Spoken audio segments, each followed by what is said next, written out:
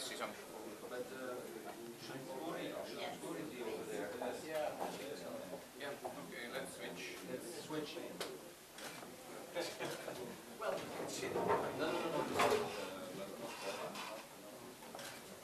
Siis kõigile Pädastesse siia ilusasse mõisa ja alustamegi siis välisminister Urmas Paeti ja kolleegide ühise pressikonverentsiga. Meil on siis ka Hollandi välisminister Uri Rosenthal, Belgia välisminister Steven Van Akre, Läti välisminister Kirts-Valdis Kristovskis ja Leedu asevälisminister Egidius Meilunas. No nii, tere siis ilusat laupäeva keskpäeva.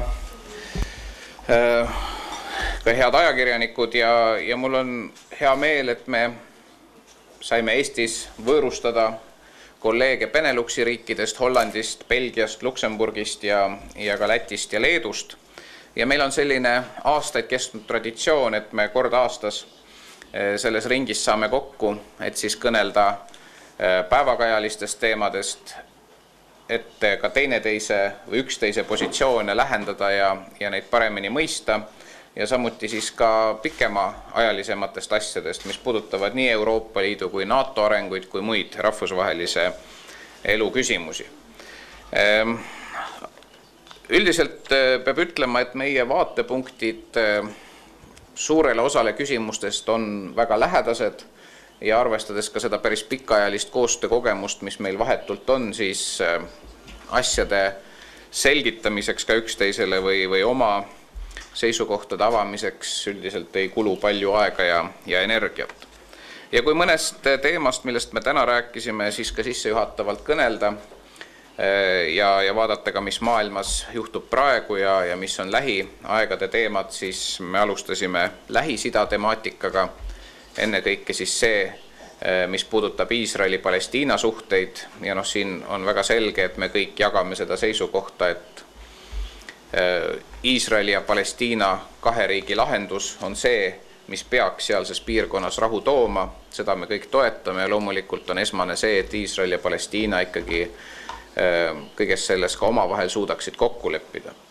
Ja selle juures on meil äärmiselt oluline see, et Euroopa Liit käituks ühtselt, et ka Euroopa Liidul oleks võimalik ka eelseisval ÜRO peaassambleel, kus suure tõenäosusega ka need küsimused tulevad arutusele, oleks võimalik omada ühtset positsiooni, mille eesmärk on see, et ükskõik mida ka näiteks ÜROs otsustatakse, et need otsused peavad viima selle kahe riigi lahendusele lähemale ja mitte sellest kaugemale. Samuti oli juttu Liibüa arengutest. Siin võib öelda, et kodusõja lõpp on lähedal, Gaddafi režiimi selgroog on murtud, nii et siin on ka meie kõigi ühine huvi see, et võimalikult kiiresti oleks võimalik Liibüa ühiskonda alustada või oleks võimalik alustada ülesehitust Liibüa ühiskonnas ja siin on ka terve rida teemasid, kus Euroopa Liit peab mängima olulist rolli selle riigi ülesehituses, on see näiteks piirivalve ülesehitus, arvestades, et meie huvides on, et ka illegaalne immigratsioon Liibüa territooriumilt Euroopasse väheneks ja suisa lõpeks. Samuti rahandusstruktuuride ülesehitus, sisemaine relvastuskontroll, paraku liibüalaste käes on väga palju illegaalseid relvi, nii et ka tuleviku arengu ja julgeoleku seisukohalt on oluline, et selle saaks kontrolli alla. Ja põgenike tagasipöördumine oma kodudesse, nende abistamine ja palju muud. Nii et ka siin on viimastel päevadel ka meie Beneluxi kolleegid teinud otsuseid lahti külmutada osa Liibüa varasid, mis on siis nende riikide pankade kontodel, et siis Liibüa uued võimud saaksid neid vahendeid kasutada ja eesmärk on loomulikult see, et ikkagi Liibüas oleks võimalik viia võimalikult peatselt siis ka läbi valimised, ehk siis uus valitsus, uus riigi juhtkond oleks juba väga selgelt legitiimsel alusel.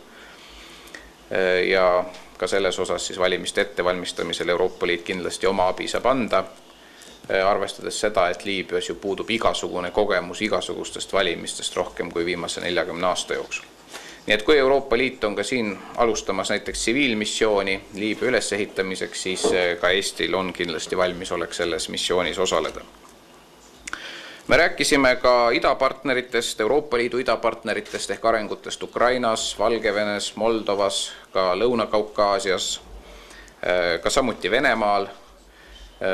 Siin meie positsioonid on ka väga sarnased. Me kõik näeme, et Euroopa Liit idapartnerluse sihtriikidega peab oma tööd jätkama selleks, et aidata nendel riikidel muutuda võimalikult meie sarnasteks ehk viia läbi kõiki õigusriigi alaseid ja demokraatlikke reforme. On selge, et kõikides nendes riikides nende aegade jooksul ja ka täna on tagasilööke olnud, aga sellepärast me veel ei saa meelt heita, vaid seda tööd tuleb jätkata. Kõige probleemsem on selgelt olukord Valgevenes, kus Euroopa Liidu poolt ükskõik milliste edasiste sammude tegemine on võimatu, nii kaua kuni Valgevenes on poliitvangid. Ehk see peab olema väga selge, et enne kui need poliitvangid Valgevenes ei ole lahti lastud, nii kaua Euroopa Liit midagi soosivat Valgevene suunal teha ei saa. Juttu oli meil ka Euroopa välisteenistusest ja siin on meil täiesti ühene positsioon kõigil 6 riigil, et Euroopa välisteenistuses peaks olema võimalik võtta ka konsulaarfunktsioon ehk nendes riikides, kus ühel või teisel Euroopa Liidu liikmesriigil oma esindus puudub, et selle riigi kodanikud saaksid pöörduda Euroopa Liidu esindusse abi saamiseks nii suuremate õnnetuste katastroofide korral kui ka, miks mitte ka näiteks dokumendi kaotuse puhul. See vajab veel Euroopa Liidus tõsist tööd, et kõik meiega nõus oleksid ja see tõesti juhtuks, aga vähemalt see konsensus, et uue Euroopa Liidu välisteenistuse loomine peab andma lisaväärtusega kodanikele, et see on meie seas selgelt olemas. Ja Lääne-Balkanist Euroopa Liidu laienemisest kõnelesime, et siin aasta lõpul tuleb teha otsused näiteks Serbia ja Montenegro osas. Loodetavasti on võimalik teha positiivsed otsused, aga need ennekõike sõltuvad arengutes Serbias ja Montenegros endas. Meie siin loodame, et liitumiskõnelused Islandiga lähevad libedalt, et Euroopa Liit saaks laieneda ka Põhja-Euroopasse. Ja lõpetuseks me kõnelesime ka Afganistani olukorrast, kus siis järjest enam tuleb panustada ka tsiviilpanusele selleks, et kui siis loodetavasti tõesti aastal 2014 on võimalik aktiivne sõjaline osalus lõpetada, siis Afganistani ülesehituseks tsiviilne ja humanitaarne panustamine jääb igal juhul veel ka pärast seda aega päris pikaks ajaks.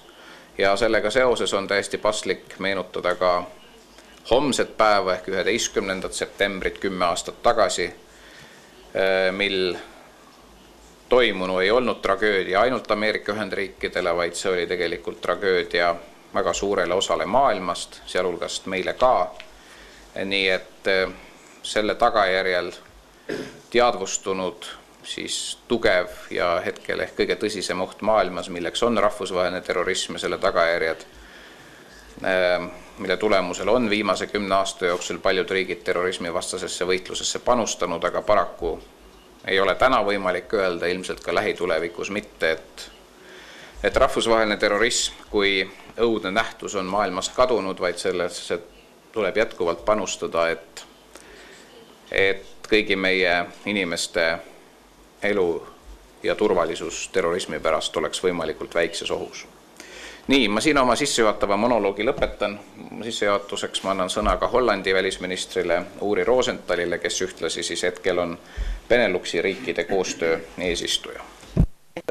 Of my colleagues too from Belgium and Luxembourg, I should thank you and with you the 2 other colleagues from the Baltic states for the hospitality and the congenial atmosphere which you created yesterday and today for us. For one of my colleagues, it was a really topical experience here in Muhu Island. If only for the fact that when he took a bicycle this morning, early morning, and came back, he told me that his formidable experience had been that he had not seen any person at all, except two, except for two of them, and the barking dog, isn't it? Yeah. So, but we expect that Cathy Ashton's report will be very informative for us, but we from Baltic states, and especially also I would like to underline Latvia's position, we expect that we will have more opportunities to send our diplomats as a representatives of EU External Action Service in different positions. We believe that we should be more included in different aspects, different delegations where EU External Action Service is going. I want to take a word to thank Urmas for his hospitality. I think I speak on behalf of all of us that we are very much impressed with the hospitality, and as I said yesterday, I consider Urmas as one of the most efficient ministers of foreign affairs within the European Union. When you're not representing a huge country, not representing a country with self-evident dominance, then you have to be smart. And this is the situation, I think, for most of the countries around the table. I'm speaking for myself, but I think that if the Benelux countries and the Baltic countries meet, we all share this absolute truth that if you are modest-sized, you have to be smart. And Urmas, not only your hospitality, but also your efficiency today has helped us a lot to tackle several subject matters that put forward or that advanced the possibility to have a shared view on some of the themes that are important today, and it gives us more leverage in the European Union. So thank you very much.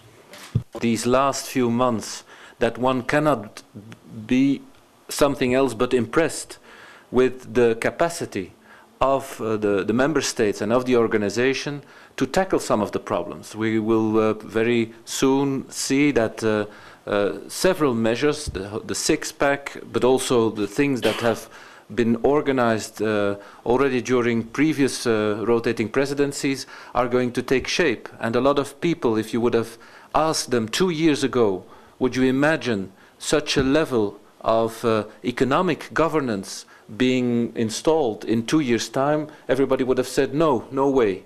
So I think that we need to give a good look at the dynamics of what is happening. I think that the determination of the European leaders to make sure that speculators do not have any chance, that this determination is very much present, and that the political will is there to make sure that the project of European unity, also for those countries who have chosen monetary unity, is going on and will succeed. I'm absolutely convinced of that. Kui küsimusi rohkem ei ole, siis veel kord ma tänan sõpruse ja koostöö eest Hollandi, Belgia, Luksemburgi, Läti ja Leedu ministreid ja ka nende delegatsioonide liikmeid ja ajakirjanikele ka aitäh, et võtsite vaevaks laupäeva hommikul meid siia külastama tulla, nii et aitäh ja ilusat päeva jätku. Suur tänu, head päeva.